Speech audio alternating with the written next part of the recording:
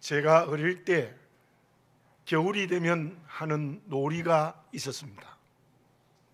마른 땅에도 하고 얼음 위에도 했는데 시간 가는 줄 모르고 재미있게 놀았던 기억이 납니다. 화면에 나오는 팽이치기지요. 아마 요즘 젊은 사람들은 못 해봤을지도 모릅니다. 그런데 팽이는 치면 칠수록 잘 돌아가요. 심지어 저희들은 그때 팽이를 가득 가지고 나가서 내기를 했어요. 3판 양승을 해가지고 이기는 사람이 하나씩 따가는 겁니다. 언제 지느냐? 팽이가 먼저 넘어지는 사람이 지는 겁니다. 팽이가 왜 넘어질까요? 중심을 잃어버렸기 때문입니다. 팽이가 중심을 잃어버리지 않도록 팽이채로 계속 팽이를 치는 것이지요. 그때 우리 친구들 가운데서도 팽이를 이만큼 가져왔는데 다 잃어버렸어요. 그래서 울고 가는 친구들도 있었습니다. 우리가 믿음의 길을 제대로 가기 위해서 어떻게 해야 될까요? 중심을 잃어버리면 안 됩니다. 우리 인격에 있는 믿음의 중심을 잃어버리면 그리스도인의 모습을 잃어버립니다. 우리는 하나님의 은혜로 믿음의 중심을 잃어버리지 않아야 살아있는 그리스도인이 되는데, 그러기 위하여 어떤 때는 하나님께서 은혜로 팽이채로 힘차게 치는 것처럼 고난의 연단도 주십니다. 그 이유는 우리의 믿음의 중심을 잃어버리지 않게 하시는 하나님의 은혜입니다. 오늘 본문의 말씀에 요나가 나타납니다. 요나는 어떤 사람일까요? 여러분들이 잘 알고 있습니다. 열왕기하서 14장 25절에 이러한 말씀이 있습니다. 이스라엘의 하나님 여호와께서 그의 종 가드 헤벨 아미떼의 아들 선지자 요나를 통하여 하신 말씀과 같이 여로보암이 이스라엘 영토를 회복하되 하맛 어귀에서부터 아라바 바다까지 하였으니, 이 요나를 통하여 하나님의 말씀이 예언됨으로 말미암아 이스라엘 국토를 회복하는 역사가 일어났어요. 그때 요나는 믿음의 영웅이었습니다. 하나님의 말씀을 그대로 증거하니 국토가 회복되는 역사가 일어났으니 모든 백성들에게 영웅시되는 예언자 요나였습니다. 그런데 그 영웅적인 예언자이던 요나가 오늘 본문의 말씀에는 어떻게 되어졌습니까? 1절과 2절을 다시 봉독해 드립니다. 여호와의 말씀이 아미떼의 아들 요나에게 임하니라 이르시되, 너는 일어나 저 큰 성읍 니느웨로 가서 그것을 향하여 외치라. 그 악독이 내 앞에 상달되었음이니라 하시니라. 하나님께서 요나에게 다시 말씀을 주십니다. 저 아시리아의 수도인 니느웨에 가서 말씀을 외쳐라. 하나님의 심판의 말씀을 외쳐라. 그렇게 명령했어요. 그런데 3절에서는 어떤 말씀으로 시작합니까? 그러나 말씀의 반대 방향으로 선택해버립니다. 민족의 영웅이 갑자기 영적인 졸장부가 되어져 버리고 말았던 것입니다. 그래야 더 멀리 도망을 치고 있는 모습이 오늘 본문의 말씀입니다. 그 이유가 무엇일까요? 요나의 믿음이 흔들렸습니다. 믿음의 중심을 잃어버렸습니다. 요나의 고향인 가드 헤벨에서 니느웨까지의 거리가 약 800km입니다. 그 3,500년 전에 800km가 결코 작은 거리가 아니겠지만, 근데 오늘 요빠 항구에서 도망치는 다시스까지의 거리는 그 800km보다 더 멉니다. 믿음을 다 망각하고 믿음의 중심이 흔들리고 믿음이 넘어져 버린 것이 오늘 본문의 말씀에 나타난 요나의 모습입니다. 나는 어떻습니까? 우리 가정과 자녀들과 삶의 자리가 어떻습니까? 믿음의 중심이 흔들리고 있지 않습니까? 마치 요나처럼 그 믿음이 무너지고 있지는 않습니까? 이사야서 57장 13절에 이러한 말씀이 있습니다. 내가 부르짖을 때에 내가 모은 우상들에게 너를 구원하게 하라. 그것들은 다 바람에 날려가겠고 기운에 불려갈 것이로되 나를 의뢰하는 자는 땅을 차지하겠고 나의 거룩한 산을 기업으로 얻으리라. 무슨 말씀입니까? 우상을 섬기는 사람, 믿음이 무너져서 우상을 섬기는 너희 이스라엘 백성들은 바람에 날려버리는 인생이 되고 만다. 그러나 오직 하나님을 의지하는 믿음에 굳게 선 사람은 땅을 기업으로 주겠고 거룩한 산을 기업으로 주겠다고 말씀하시는 것입니다. 지금 나는 여호와의 얼굴을 피하여 말씀의 반대 방향으로 가고 있지 않습니까? 나는 지금 욥바 항구에서 배를 타고 다시스로 가는 인생의 여행을 하고 있지 않습니까? 여호와의 얼굴을 피한다는 것은 성경 곳곳에 나타나지만 본문의 말씀의 뜻은 더 이상 하나님을 경외하지 않겠다는 겁니다. 더 이상 하나님 두려워하지 않겠다는 거예요. 얼마 전에 말씀을 묵상한 요한복음 12장 43절에 이러한 말씀이 있습니다. 그들은 사람의 영광을 하나님의 영광보다 더 사랑하였더라. 하나님의 영광을 사랑하는 것이 아니라 사람의 영광을 더 사랑합니다. 왜요? 믿음이 흔들렸기 때문에, 믿음이 무너져 버렸기 때문에. 저와 여러분, 나는 지금 환경과 관계 때문에 믿음이 흔들리고 있지 않습니까? 그래서 말씀의 반대 방향의 인생의 잘못된 여행을 하고 있지 않습니까? 다시 한번 스스로에게 정직하게 질문하시는 이 시간이 되어지시기 바랍니다. 그러면 어떤 환경과 관계에서도 흔들리지 않는 굳센 믿음의 길을 가기 위해서 어떻게 해야 됩니까? 다른 말로 표현하면 지금 나의 흔들리는 믿음을 치유하기 위한 처방은 무엇이겠습니까? 저희 집 거실에 비교적 큰 식탁이 있습니다. 단단한 나무로 되어 있어요. 손님이 오거나 아이들이 오면 사용하는데 보통은 그 구석에다가 밀어놓습니다. 근데 한 번은 거실에 둔 안경을 가지러 가다가 중간에 놓여있는 그 상에 무릎이 심하게 부딪혔어요. 너무 아픈 거예요. 누가 이 상을 이곳에 두었느냐? 나도 모르게 소리를 질렀더니 집사람이 대뜸 이렇게 말합니다. 자기가 조심하지 않고 누구 탓을 하느냐? 이렇게 얘기해요. 그 때문에 서로 탓을 돌리는 싸움을 했습니다. 참으로 죄송하게도 제가 목사인데도 그날 하루 동안 말을 안 했어요. 여러분들, 부부싸움이 왜 일어나는 겁니까? 부부싸움이 일어나는 가장 중요한 원인은 너 때문에 하기 때문이에요. 너 때문에 내가 부딪혔잖아. 자기가 잘못해놓고 자기 때문에 했으니 부딪혔지 않냐. 그래서 부부싸움이 되는 겁니다. 어떻게 하면 부부싸움을 안 할까요? 나 때문에 그랬다. 나 때문에 부딪혀서 그렇지. 아, 여보, 내가 그걸 잘못 놓아서 그렇네. 그러면 싸움 안 하는 겁니다.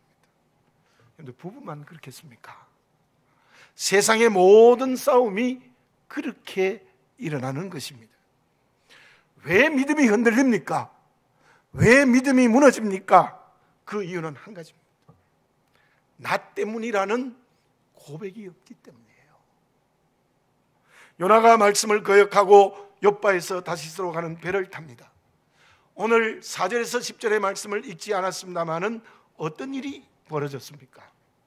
욥바 항구에서 배가 떠나서 얼마 되지 않아서 큰 풍랑이 있죠. 배가 뒤집어지게 되었어요. 그때 요나가 어떻게 했어요? 가장 배 밑바창에 들어가서 쿨쿨 잠을 자고 있었어요. 선장이 찾아와서 말합니다.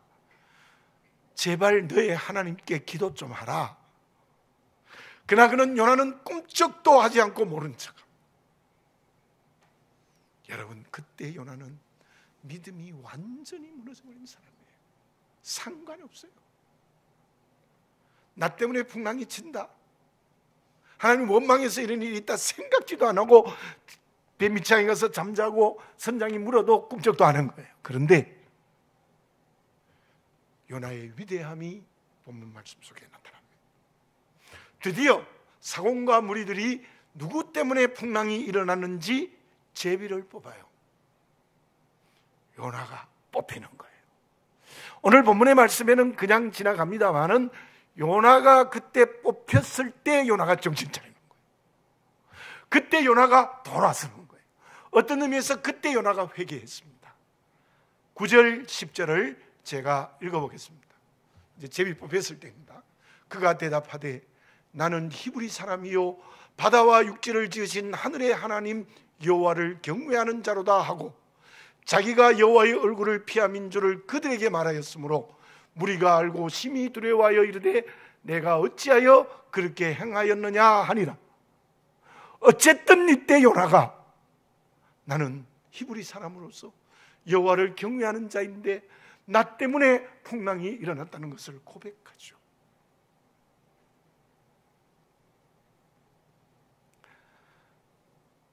그리고 요나는 단순한 고백과 입술의 말로 끝나지 않아요.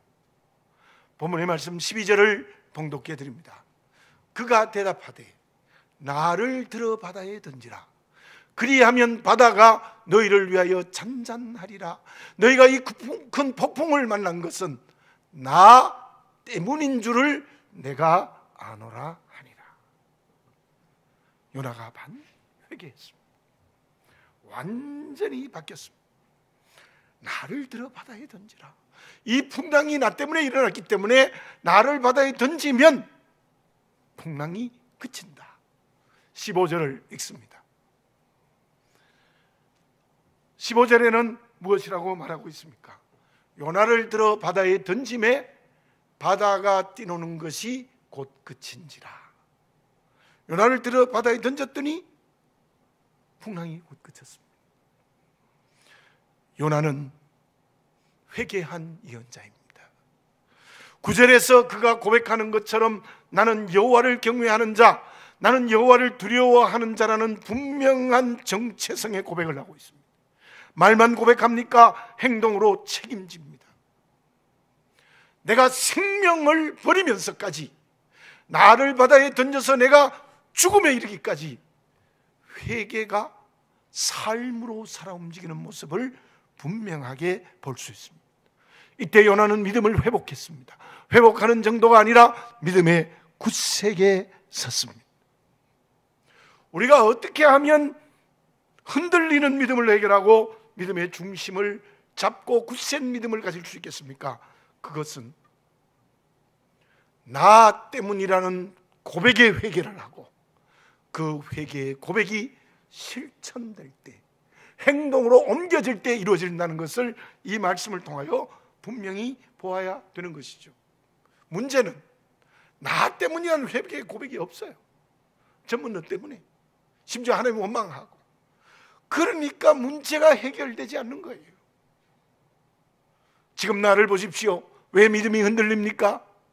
왜 굳센 믿음의 기초를 잃어버렸습니까? 그 이유는 나 때문이라는 진정한 회개의 고백을 하지 않았기 때문입니다. 뿐만 아니라 회개의 고백으로 끝나서는 안 돼요. 말만으로 안 돼요. 행동해야 돼요. 회개의 열매를 맺어야 합니다. 나를 들어 바다에 던지라는 행동이 필요하다는 것입니다. 이 나라가 왜 이렇게 혼란스럽습니까? 코로나 바이러스 19라는 것이 온 나라를 휘두르고 있고 교회마다 예배를 제대로 드리지 못한 일이 생겼습니다. 왜 이렇습니까?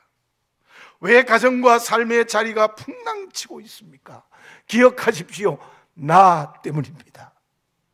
여러분들 저를 한번 따라서 해봅시다. 나 때문입니다. 확실히 그렇게 고백할 수 있습니까? 아멘. 정치 지도자들이 잘못했다, 뭐 중국의 우한이 잘못했다 그럴 수 있어요. 그게 없다는 것이 아니라 가장 먼저 우리가 생각해야 될 것이 무엇이냐면 나 때문입니다. 나 때문입니다. 너 때문이 아니다. 환경 때문이 아니다는 겁니다. 더구나 하나님을 원망하면 안 됩니다. 더 나아가서 나를 들어 바다에 던지라는 회개의 실천과 행동이 있으면 하나님께서 길을 열어 주실 줄로 믿습니다. 창세기 3장 12절 13절을 제가 읽어보겠습니다. 아담이 이르되 하나님이 주셔서 나와 함께 있게 하신 여자 그가 그 나무 열매를 내게 주므로 내가 먹었나이다. 13절입니다. 여호와 하나님이 여자에게 이르시되 내가 어찌하여 이렇게 하였느냐. 여자가 이르되 뱀이 나를 꿰므로 내가 먹었나이다. 아담과 하와가 선악과를 먹고 죄로 죽었습니다. 죽을 수밖에 없는 것이 아니라 죄로 죽었습니다. 그래서 하나님이 아담을 찾아와 묻습니다. 너 왜 선악과 따먹었느냐? 하와가 줘서 먹었습니다. 또 하와에게 너는 왜 따먹었느냐? 뱀이 나를 꿰므로 따먹었습니다. 보십시오. 이 아담과 하와에게 나 때문이라는 게 전혀 없습니다. 하와 너 때문에, 뱀 너 때문에 따먹었다고 이렇게 말하고 있는 거예요. 우리에게 아담과 하와의 죄성이 그대로 있습니다. 우리가 진정 하나님의 자녀로 살아가기 위해서 어떻게 합니까? 날마다 하나님의 사람으로 거룩해지는 것이 무엇입니까? 그것은 우리의 경건의 훈련을 통하여서 너 때문이라는 것, 환경 때문이라는 것, 하나님을 원망하는 것을 온전히 버리고 나 때문입니다. 이 회개의 고백과 삶의 실천이 있을 때에 문제가 해결되고 믿음에 굳게 서게 된다는 것을 분명히 하는 이때에 저와 여러분들이 되어져야 될 줄로 믿습니다. 오늘 성경을 읽어보면 참 놀라운 게 있어요. 배에 탄 무리들과 사공들이 어떻게 했습니까? 풍랑이 막 치니까 5절에 보면요, 자기 신들에게 부르짖었어요. 막 우상들에게 막 부르짖었어요. 14절과 16절 제가 봉독해 보겠습니다. 무리가 여호와께 부르짖어 이르되 여호와여 구하고 구하오니 이 사람의 생명 때문에 우리를 멸망시키지 마옵소서. 무죄한 피를 우리에게 돌리지 마옵소서. 주 여호와께서는 주의 뜻대로 행하심이니이다 하고 16절을 봉독해 드립니다. 그 사람들이 여호와를 크게 두려워하여 여호와께 제물을 드리고 서원하였더라. 요나의 사건을 통하였어요. 그 배 안에 있는 이방인들 사공과 무리들이 하나님께 기도했어요. 그리고 요나를 던져서 해결되니까 하나님께 제물을 드리고 하나님께 서원을 했어요. 저는 이 말씀을 읽으면서 다시 한번 생각되어지는 것이 있습니다. 어떻게 보면 큰 어려움이 있을 때 믿지 않는 사람들이 하나님께 기도하는 사람이 있어. 근데 우리는 여호와께 기도하지 않아요. 왜 그렇습니까? 믿음이 흔들리고 금이 가고 무너져 버렸기 때문입니다. 도리어 다른 사람에게 전가하는 우리의 모습이 아닌지를 보시기를 바라겠습니다. 사랑하는 교우 여러분들, 오늘 우리가 이 예배를 드리면서 성령의 능력으로 변화의 은총을 체험하시기를 바라겠습니다. 나 때문이라는 것을 버리시기 바랍니다. 너 때문이라는 것을 버리시기 바랍니다. 환경 때문에 버리시기 바랍니다. 나 때문이라는 것으로 바르게 서는 이 시간이 되시고, 더 나아가 나를 바다에 던지시오라는 회개의 행동이 새로워지는 역사가 일어나시기를 바라겠습니다. 저는 믿습니다. 그런 회개가 한국교회에 일어나고, 그 회개가 성함교회에 일어나고, 그 회개가 나로부터 일어나면 하나님께서는 교회와 이 세상 가정과 삶의 자리를 하나님의 뜻대로 변화시켜 주실 줄로 믿습니다. 이 코로나 바이러스의 19의 문제도 하나님께서 해결하여 주실 줄로 믿습니다. 나 때문이라는 고백과 행동이 말씀에 순종하는 길입니다. 그때 믿음의 중심을 회복합니다. 믿음이 굳세어집니다. 그러면 나 때문이라는 진정한 회개가 있으면, 우리의 주변을 새롭게 하시는 하나님의 은혜가 있다면, 그때 나와 우리 교회, 한국교회는 무엇을 해야 될까요? 나와 교회는 하나님의 은혜 앞에서 해야 될 일이 있습니다. 그게 무엇입니까? 하나님의 은혜와 여러분들의 기도의 덕분으로 이스라엘에 잘 다녀왔습니다. 처음 저희들이 비행기를 타고 도착한 곳이 텔아비브라는 곳이었습니다. 지금 이스라엘의 수도는 예루살렘으로 옮겨졌습니다. 그러나 얼마 전까지만 해도 수도가 텔아비브였고 아직도 외국 대사관이 남아있고 특별히 지중해 연안에 있기 때문에 경제적인 중심지입니다. 마치 미국의 뉴욕과 같은 도시가 텔아비브입니다. 그런데 저 텔아비브가 오늘 본문의 말씀에 나오는 요빠입니다. 조금 아래쪽에 있지만 텔아비브가 곧 요빠라고 해도 틀리지 않는 말입니다. 그리고 저 요빠에서 해변을 따라 조금만 올라가면 가이사라가 있습니다. 가이사라 역시 텔아비브와 같은 지역으로 설명하는 사람도 있습니다. 그러니 저 본문의 말씀에 나오는 요빠는 제가 보기에 바다를 통해서 건물이 보이는 곳이 요빠이고 그냥 항구만 표시해 있는 곳이 가이사라입니다. 저는 이번에 이스라엘 가서 첫째 날 저 요빠와 가이사라를 갔는데 정말 가슴이 뛰었습니다. 그 후에 예루살렘도 가고 많은 곳을 가봤지만 저 요빠와 가이사라 항구에 대한 그 뜨거운 마음이 제 마음에 사가지지를 않았어요. 본래 오늘 제가 설교할 설교를 준비해 놓고 갔습니다. 그런데 화요일 저녁에 돌아와서 다시 이 말씀을 준비한 이유가 그것입니다. 저는 속으로 가만히 외쳤습니다. 내가 먼저 요빠에서 니느웨처럼 요빠에서 요나처럼 회개해야 되겠구나. 그래서 니느웨로 요나처럼 가야 되겠다는 생각이 제 마음에 솟구쳐 올랐습니다. 로마의 복음 증거하기 위하여 떠났던 바울은 가이사라에서 떠났습니다. 그처럼 로마의 복음을 증거하기 위하여 가이사라 항구에 내가 서야 되지 않겠는가, 내가 목회하는 성암교회가 그렇게 돼야 되지 않겠느냐라는 생각이, 그 뜨거운 열정이 이번 여행을 하는 동안 내내 제 가슴을 붙들고, 그래서 제가 메모한 글도 있습니다. 요나가 나 때문이라고 고백하고 바다에 던져졌을 때 어떤 일이 일어났습니까? 그때 요나의 생각은 이러했습니다. 니느웨는 이스라엘 적대국이다. 북쪽 아시리아는 굉장히 큰 나라였죠. 그 나라가 북쪽 이스라엘을 멸망시키지 않았습니까? 근데 그 수도인 니느웨에 내가 복음 증거하는 거 못한다, 하나님의 말씀 증거하는 거 못한다, 할례 받지 않는 이방 나라 아니냐.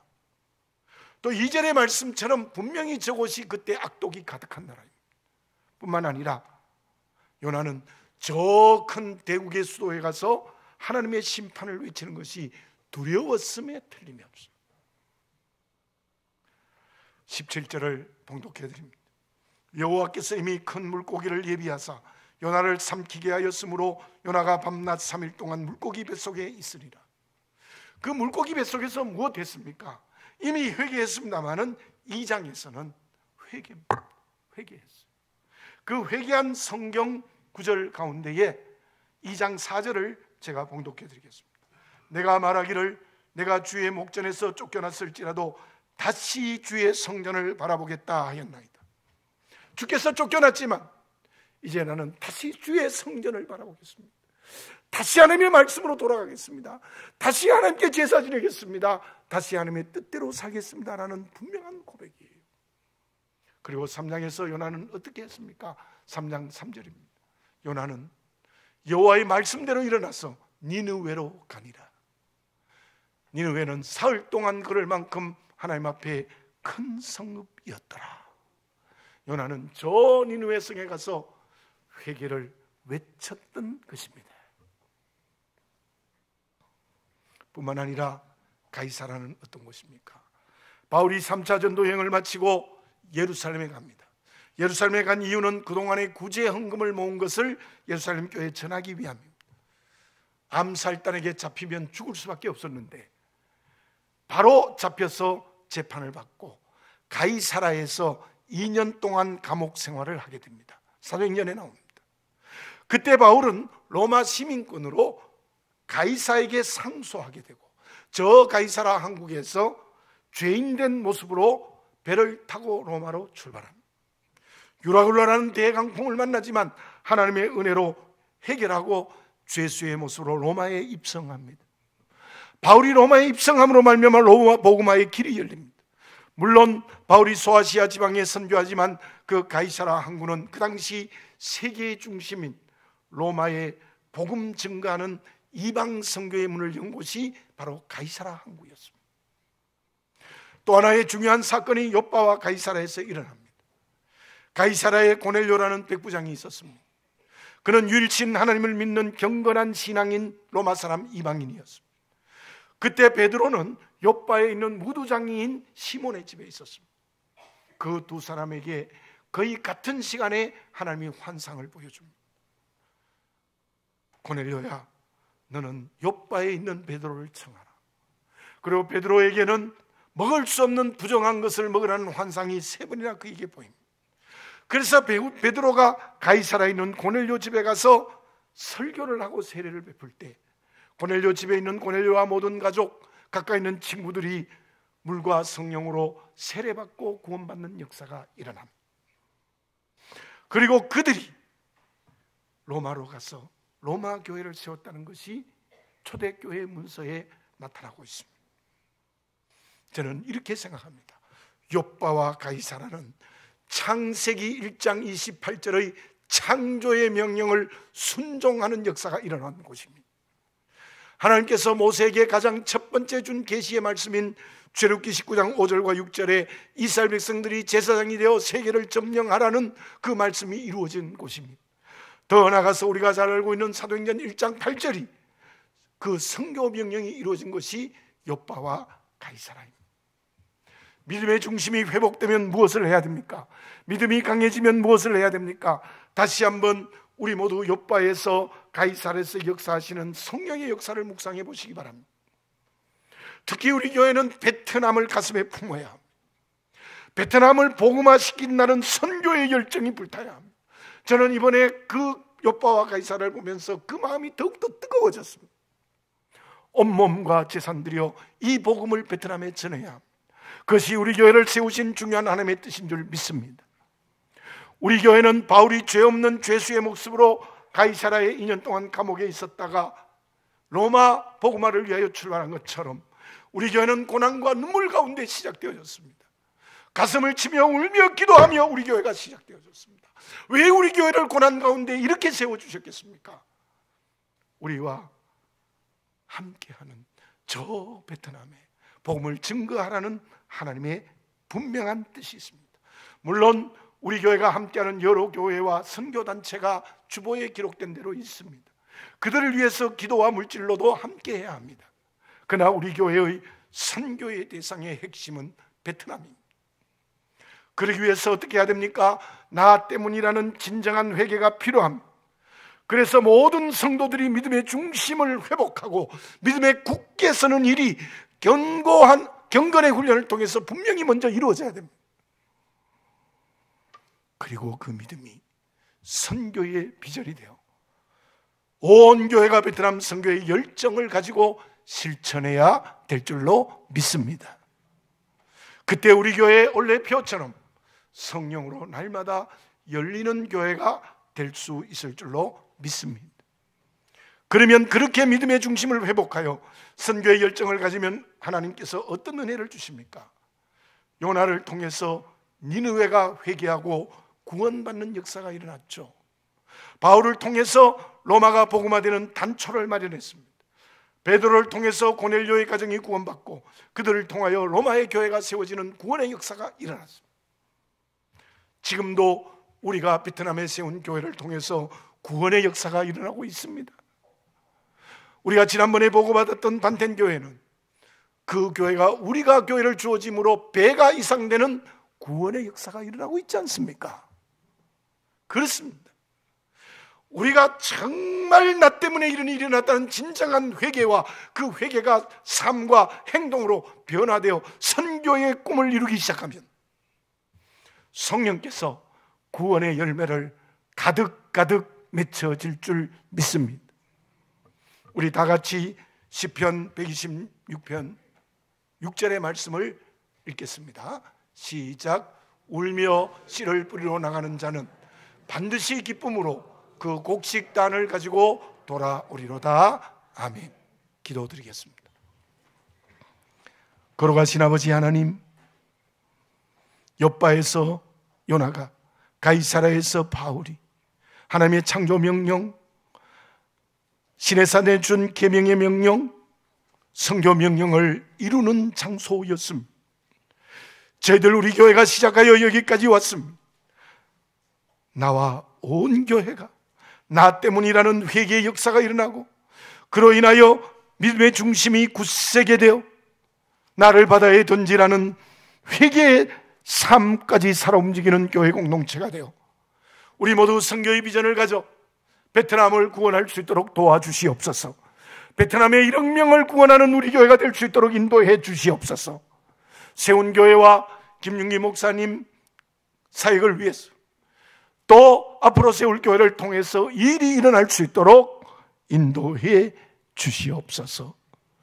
울며 씨를 뿌리러 나가는 자는 반드시 기쁨으로 그 곡식단을 가지고 돌아오리로다. 예수님의 이름으로 기도드립니다.